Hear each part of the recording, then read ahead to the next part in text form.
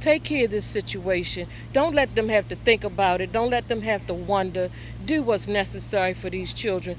A memorial for the children is growing in front of the... If someone around you is exhibiting signs that they need help, please point them in the right direction swiftly.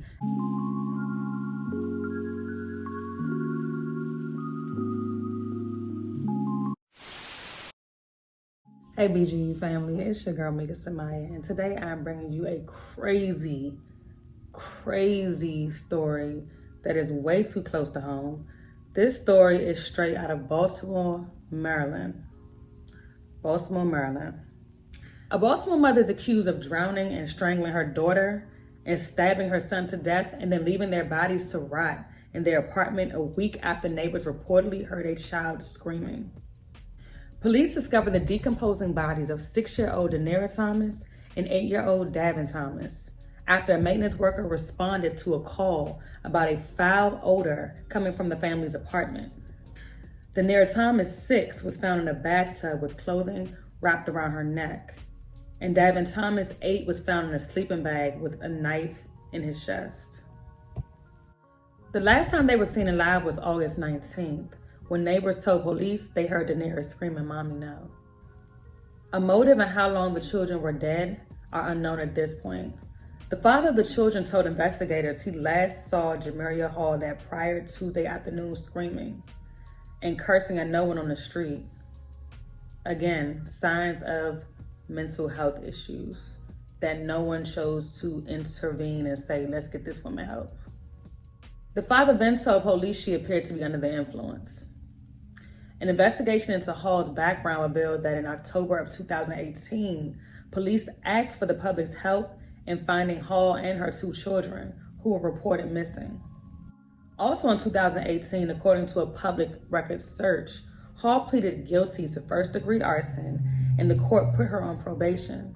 While staying at her mother's house, Hall disabled smoke detectors and set fire to a frying pan with family photos in it, with the children inside of the home. Let's go ahead and check out a few news clips. Well, Andre, police confirm the bodies found were those of a boy and a girl. Both were in a state of decomposition and had visible trauma to their bodies, confirming what neighbors already suspected. I just cried. It's very heartbreaking. A knock on the door at Tony Hyman's apartment Tuesday afternoon brought her devastating news. The police came to my apartment and pretty much told me that 2 children were found unresponsive in the building next door. I literally just saw them. They just asked about my daughter when she was coming back, and they seemed fine. Tony says her 9-year-old daughter plays with the boy and girl who are around the same age. She says they lived in the apartment on Coventry Road with their mother. Very friendly, very respectful. You know, they yes ma'am, no ma'am, may I, can I, you know, they're very respectful. She definitely raised 2 very calm, respectable children. They play in the grass and my daughter thinks they're just fun to be around. Police confirmed 2 people were found deceased in a home in the building, but have not released their ages or genders. Homicide detectives were on the scene into the evening Tuesday. It's really troublesome to know that something is going on like that. I mean, we don't get this kind of drama in this neighborhood. Neighbors say this Southwest Baltimore neighborhood is usually quiet and safe, but they watched the crime scene tape rolled out and knew something bad had happened. I just hope that everything will be uncovered and somebody will get some answers to this. I wouldn't want to see anybody's family go through this at all. No one's family. Neighbors and friends wait for answers as well as police continue their investigation into what happened inside that apartment. And it's easy to dismiss it when you don't know these people, but when you actually know these children, you spend time with these children, it's very heartbreaking, it's very shocking. I just feel sorry. My heart goes out to whoever it is, you know. So we just keep them lifted up in prayer. That's all we can do. The medical examiner is working to determine the exact cause of death while homicide detectives are investigating. The memorial gets larger by the hour. Neighbors just placed 24 roses. Now, according to police charging documents, the boy was stabbed. The girl had clothing wrapped around her neck. The children's father told police the day the children were discovered, he observed the mom walking down the street, screaming and cursing at no one, and appeared to be under the influence. Mayor Brandon, everybody, step up to the plate. Do something for this family. Take care of this situation. Don't let them have to think about it. Don't let them have to wonder. Do what's necessary for these children. A memorial for the children is growing in front of the apartment complex where police found their bodies on Tuesday.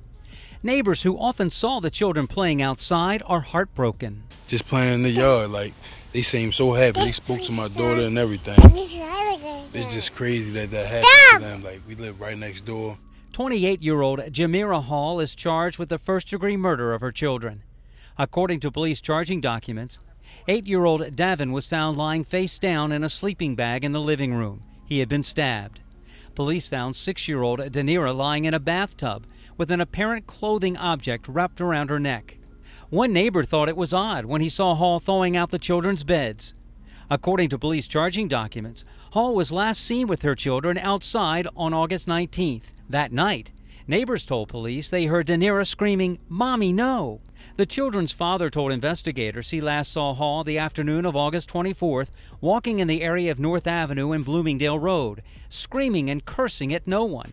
He told police she appeared to be under the influence. A former classmate says Hall seemed okay the last time she texted with her. She always posted her kids, she was always about her kids. She always, made comments to do better for them. So I can't even make it make sense to me. A neighbor who lived above Jamira Hall could actually hear the commotion, the children screaming, and could hear everything as it played out beneath him.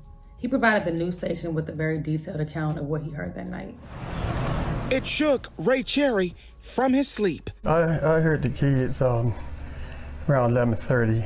He says screams of children and tussling that night seeped through his floor from the apartment below. Whoever was down there was picking these kids up and they was crying. And one kid said, "Mommy, no, mommy, no, mommy." And I heard a little boy through the floor was kind of crying. And right after that, I didn't hear anything else. Jerry said that happened last Thursday night, August 19th. 5 days later, according to these court documents, police found Danira and Davin Thomas, 6 and 8 years old, dead inside their apartment. Their mother, Jamira Hall, police say, confessing to the murder. I'm weeping because the kid, she didn't have to kill them kids. She didn't have to do it. Baltimore Police Commissioner said detectives are working with the medical examiner's office to determine when and how the children died. He said investigators also are working with Child Protective Services as part of the investigation. Mayor Brandon Scott pledged a review of the case to identify any agency lapses that might have contributed to the children's deaths. No other children were found in the home, and Hall is not believed to have any other children. Part of the police investigation includes determining whether Child Protective Services was actually providing any supervision following the 2018 criminal case against Hall when she was accused of setting the fire at her mother's apartment. On Facebook, Hall posted in April about struggling with depression and how it guided her to a new business opportunity selling hemp-infused products. She wrote, "In the beginning of the 2020 pandemic, I found myself going back into depression. I was not able to work because my family needed me at home. Every month I had supervised probation office visits. I suffer from myofascial pain syndrome. PTSD always taps me on the shoulder and triggers my anxiety." She also posted about her children. "My 2 little best friends, they're perfect to me, a bond that can never be broken." Other posts alluded to challenges. "Being your mom was never easy, but you can agree it was worth it. Always love you to the moon." She wrote that on June 16th. And this time last year, she actually recorded a podcast called Be More Charming on Spotify. On that show, she discussed the struggles and joys of motherhood. The episode titled Growing Up with Time introduced her children, Danira and Davin, to her audience. The show featured her talking to her children about life and other topics. Then on another Facebook post, she talks about not giving herself enough credit, how she raised her children to be better, how she was coming from a dark place, and it was hard to make it through the storm, and then even goes as far as capturing the word real, which in her mind meant realize everyone ain't loyal. You weren't loyal to your children.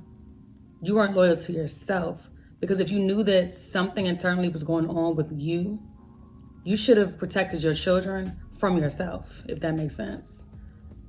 It's just a failure all around.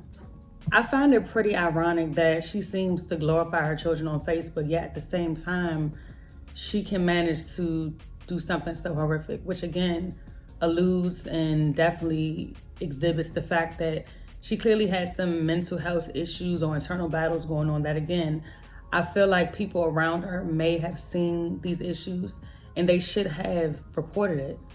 The father, again, they don't really go into detail as to how in depth he went about protecting his children, but if you have seen this woman out and about talking to herself in public, setting fire to different items in the home with the children inside of the home, that should have been the first immediate red flag to get your children out of that situation. When I first heard this story, my mouth just dropped because, for one, it's way too close to home. Two, what is wrong with people? Like, we have to really stop taking mental health as a joke. If someone around you is exhibiting signs that they need help, please point them in the right direction swiftly as to where they need to go to get that help. Because situations like this can occur. Innocent lives can be affected. People around that individual can be hurt. Please step in when you see something that is an issue. Again, in some cases, mental health may lead to tragedy. In some cases, you may just need to just talk to someone, right? And just kind of get clarity on what it is that's bothering you, just to kind of get a mental reset. But again, it's not worth taking the chances, especially when someone has kids. And the crazy thing is a similar incident happened in Baltimore roughly 2 weeks prior to this incident. Although Hall is being held without bond, Debbie Levy from the city's public defender's office has requested that the woman has a mental health evaluation. Whew, that was a lot. I told you all this was going to be a crazy story. As always, thank you so much for your continued support. Please like, share, subscribe to the channel. Until next time, peace.